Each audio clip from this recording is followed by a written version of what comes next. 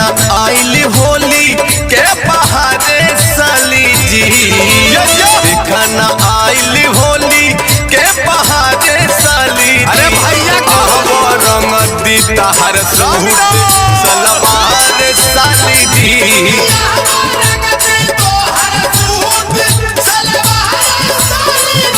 देखा न आइल होली के बहारे साली जी, देखा न आइल होली के बहारे साली जी।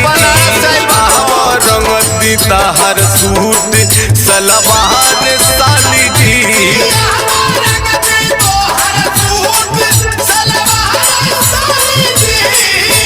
होली में तनी तू कहरा ना जोगाड़े है साली जी, होली में तनी तू कहरा ना जोगाड़े है साली जी।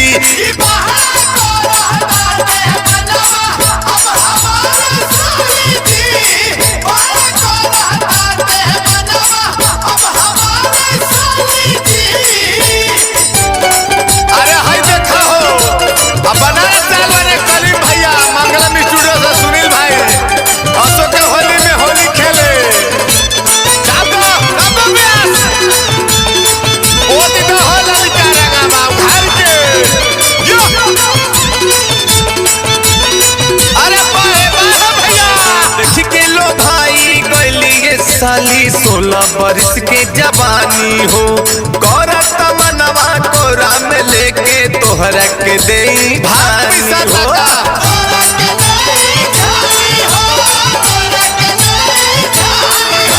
देख के लो भाई गली ये साली 16 बरस के जवानी हो, करत मनवा कोरा में लेके तोहरा के दे छानी हो। आवन चुसली उठवा हम तोहारे साली जी, आवन चुसली उठवा हम तोहारे साली जी।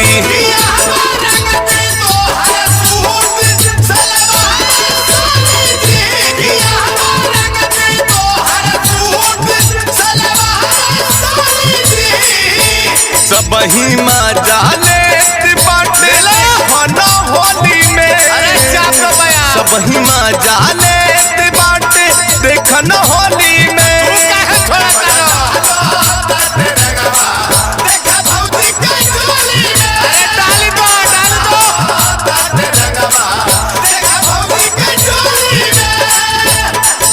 अरे भाग पिसा तक कहे कलीम भाई, अरे जो भाई आयल बना पीस के पिया दो। अब भैया के साली हो तो तोहरो सलिए बा, आधा घर वाली होले आधा के हिस्सा होला। बाबा बाबा पोती दे रंगावा पोती दे। अरे भागतिया धारा पूरा जनसिया के जन तरसावा, होली में मुंडी बनावा। अरे नमः संजय सोनहरी कलीम बोलावे, घर में से बाहर आवा हो।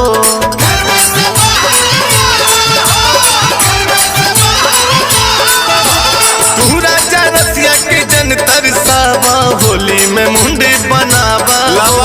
संजय सोनहरी कलीम बोलावे, घर में से बाहर आवा हो। सुनील सौरभ करे इंतजारे साली जी, सुनील सौरभ करे इंतजारे साली जी। किया वो रंग दी सूट सलवार साली